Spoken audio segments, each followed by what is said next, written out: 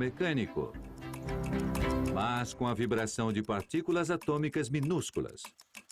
Os relógios atômicos medem o tempo com o máximo de precisão. É a forma mais avançada que temos para saber a medida exata de um segundo. Essa forma nos... Mas a realidade pode surpreendê-lo. O que realmente sabemos sobre o tempo? É um dos aspectos mais misteriosos da vida cotidiana. Estes são os segredos do tempo.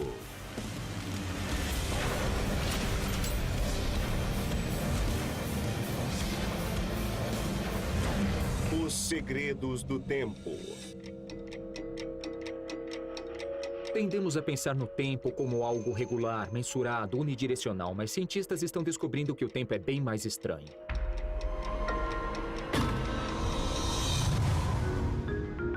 Você já quis parar o tempo? Uma das premissas mais básicas que adotamos sobre o tempo é que ele se move para frente e que é impossível pará-lo. Mas talvez não seja o caso. Em algum momento, todos já quisemos parar o tempo. E é exatamente isso que Alex Gaeta queria fazer. Eu tinha 17 anos de idade e estava me interessando por xadrez, começando a jogar em muitos torneios. Naquele momento em particular, eu estava me saindo muito bem. Eu nunca tinha jogado com jogadores tão bem colocados no ranking. Eu nunca nem tinha chegado perto de derrotar alguém daquele calibre. Eu queria muito ganhar. Mas aí fui pressionado pelo tempo. Eu não tinha muito tempo para fazer meus últimos movimentos. Comecei a ficar bem ansioso. Aí movi minha rainha. E assim que eu olhei para baixo, eu sabia que tinha sido um movimento péssimo. Me colocou em posição de perder.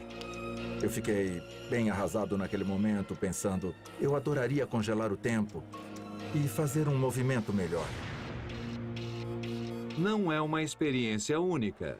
Todo mundo já teve um momento em que gostaria de poder fazer tudo parar. Mas e se isso fosse possível? Se eu vencesse, minha classificação teria subido muito naquele momento. Então nunca se sabe, eu poderia começar a levar o jogo mais a sério. Alex Gaeta nunca virou um mestre do xadrez.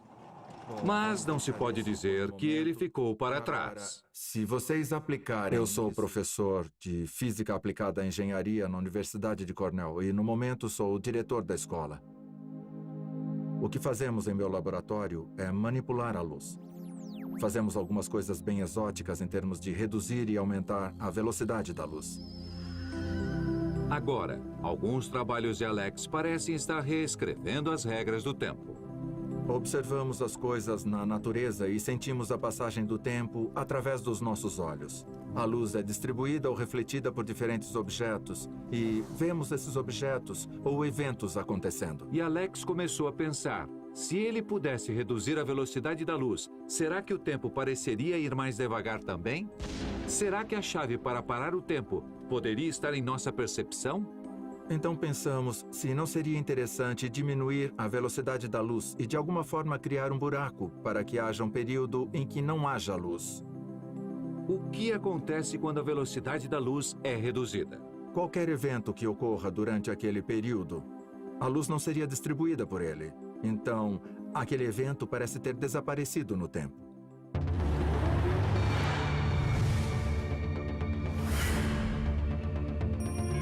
Foi aqui, nesta mesa, que fizemos o primeiro experimento. A ideia básica é que, para detectar qualquer coisa, você precisa jogar luz nela. Então aí colocamos um facho de luz. Usando vários lasers, criamos um buraco naquele facho de luz. Durante aquele momento, fizemos um evento muito curto ocorrer. E aí recolocamos o facho de luz ali. Quando tentamos detectar aquele evento, foi como se nada tivesse ocorrido. Se está observando isso, você olha para o antes e depois de onde está e pode achar que congelamos esse momento no tempo. O que quer que aconteça ao redor do evento oculto permanece igual. É como se o evento sequer tivesse acontecido. Em nosso experimento, tudo é feito dentro de uma fibra óptica.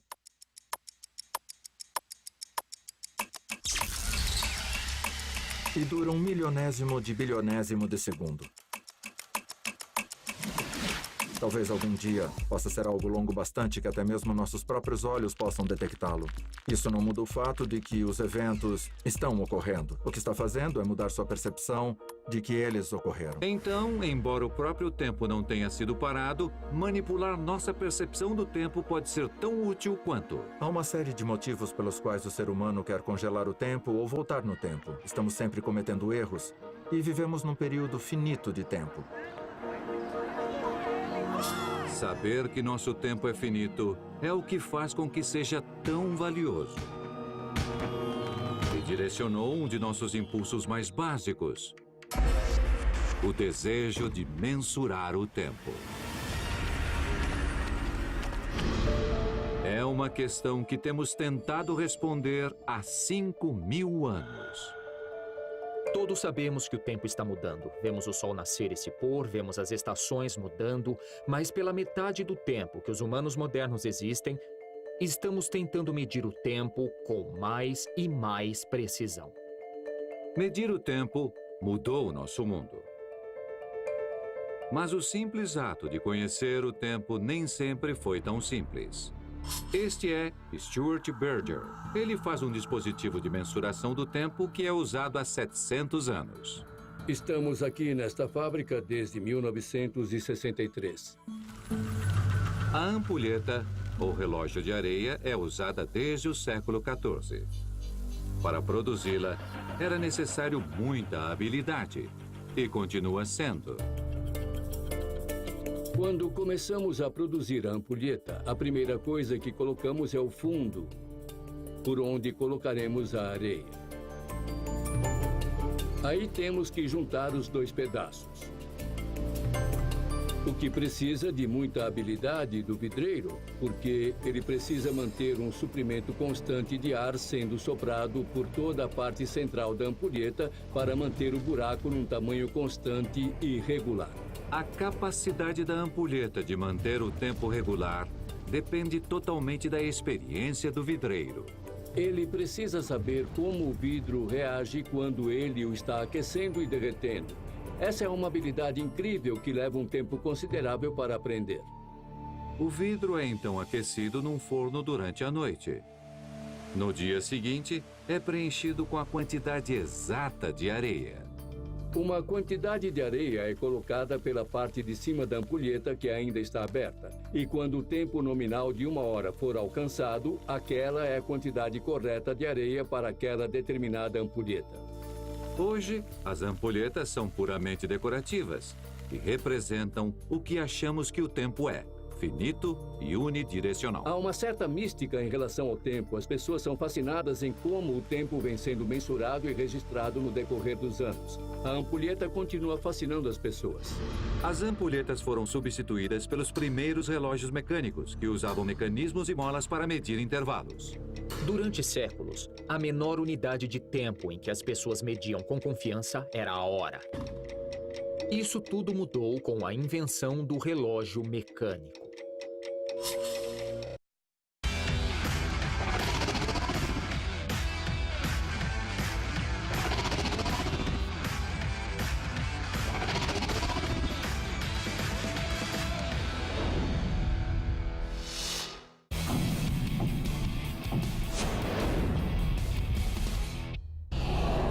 Depois de ser escolhido por Jesus para edificar sua igreja, Pedro organiza as primeiras comunidades cristãs em Roma, onde ele foi crucificado mais tarde. No lugar da sua morte, foi construída a maior igreja católica. A Roma pagã acorria aos cultos das diversas religiões, e a Pedro se atribui o mérito de ter conseguido unificá-los, de criar, a partir de tantos cultos, um culto único. Raízes da Fé, episódio inédito.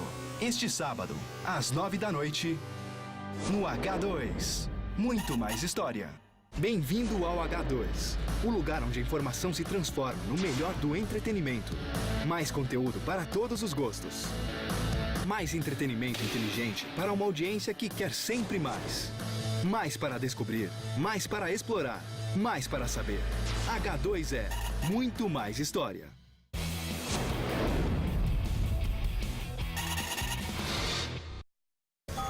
E se você pudesse controlar o tempo? Ou soubesse ainda quanto lhe restaria? Tendemos a não dar importância ao tempo, porque é uma parte tão básica de nossa vida cotidiana. Mas quando olhamos de perto, existe muita coisa que não entendemos sobre ele.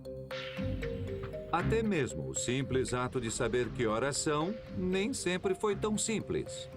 E para o relógio mais icônico do mundo, acompanhar a mudança do tempo é crucial.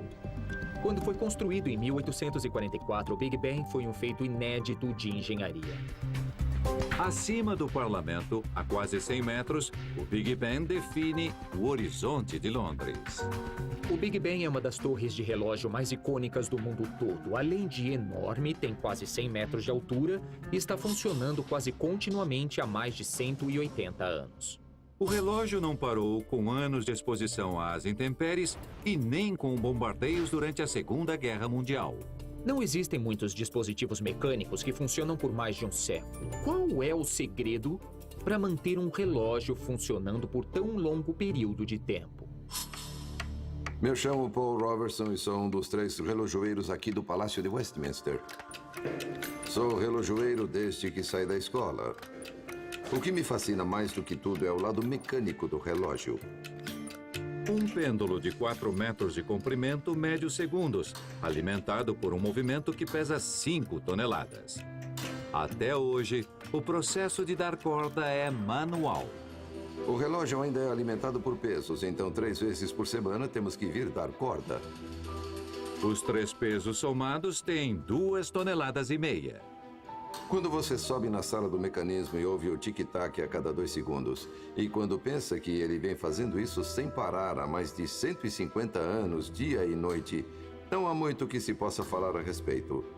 Mas ele continua fazendo a mesma coisa que foi colocado aqui para fazer há mais de 150 anos. É realmente uma peça muito interessante de engenharia. Mas o verdadeiro desafio é manter a precisão. Hoje podemos verificar a precisão. Ao telefonar para o serviço horário, acionamos um cronômetro faltando exatamente 5 minutos para a hora cheia. Aí vou para o campanário e vejo o martelo bater no sino. E bem na hora paro o cronômetro, que deve estar em exatamente 5 minutos. Se não estiver, então precisamos fazer um ajuste.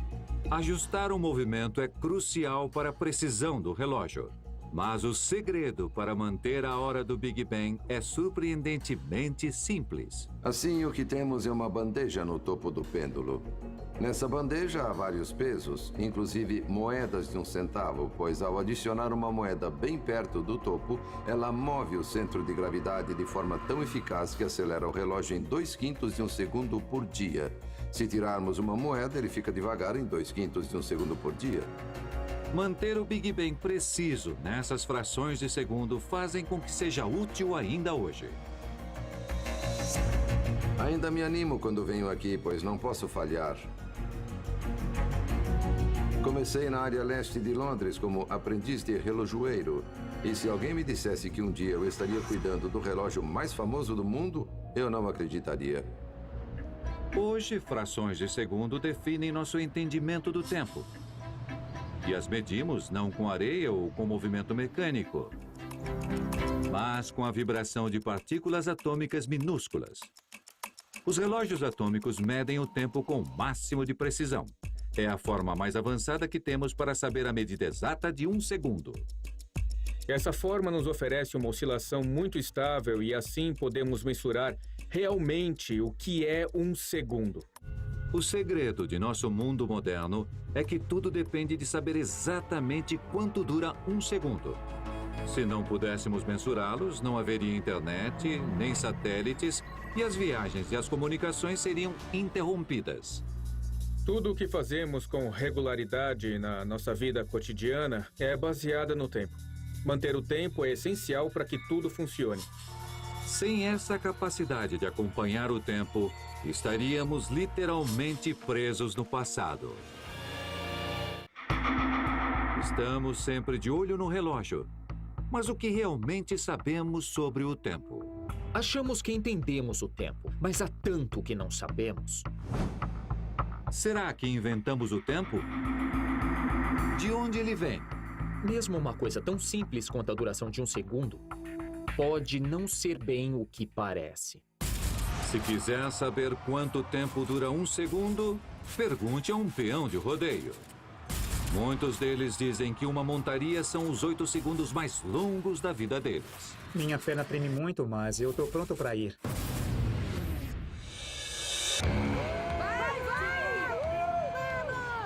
Você está lutando com tudo para chegar onde precisa estar, porque isso é o que se chama de homem contra animal. Os vaqueiros precisam ficar montados por 8 segundos cheios de adrenalina. As regras de rodeio são bem simples. É um vaqueiro contra um touro. E ele tem um período de 8 segundos para ficar. Se ficar menos do que isso, não marca ponto. Se ficar a mais, não importa. É julgado apenas com base nos 8 segundos. Para os espectadores, cada montada passa num piscar de olhos. Mas montando no touro, algo estranho acontece. Quando está em cima de um touro, você não ouve nada, não vê nada. Só se concentra em um ponto durante o tempo todo. Os mesmos 8 segundos duram uma eternidade. É como se estivesse em câmera lenta. É como se o tempo parasse e cada pulo parecesse uns 2 ou 3 minutos. São os 8 segundos mais longos da sua vida. Existe um paradoxo em como percebemos o tempo. A percepção do tempo sempre muda e depende muito de nosso estado emocional. Como nossas emoções podem mudar a passagem do tempo? Tendemos a pensar no tempo como algo que ocorre no mundo à nossa volta, sobre o qual não temos controle, mas na verdade o tempo é uma coisa que nós criamos. A adrenalina força sua mente a focar, fazendo com que a montaria pareça muito mais longa. Quando se monta num touro numa arena, é um estado que os psicólogos chamam de emocionalmente saliente. Tudo que você vê, tudo que ouve, tudo que faz é potencialmente de importância capital. Você quer lembrar de todos os detalhes, para que se voltar à mesma situação, você saberá e se lembrará o que precisa fazer. Esse estado ampliado de consciência é crucial em fazê-lo em 8 segundos. Mas nenhum vaqueiro pode olhar no relógio. Se olhar para o relógio, não fica no touro.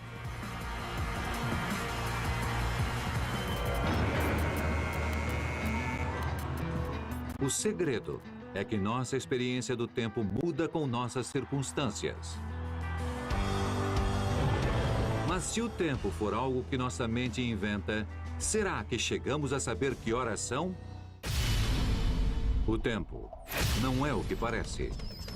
Ele pode se acelerar, ficar mais lento e talvez até parar por completo.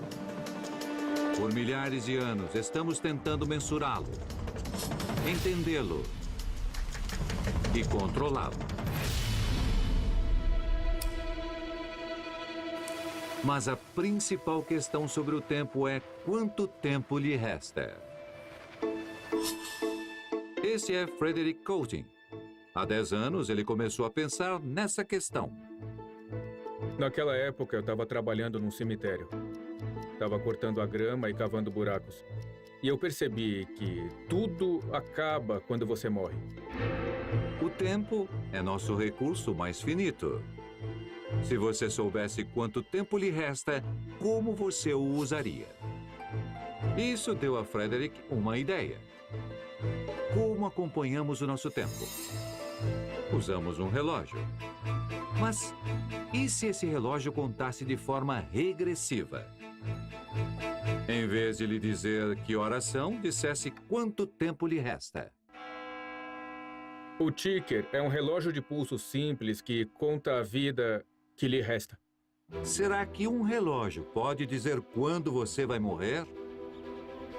Começamos com um algoritmo.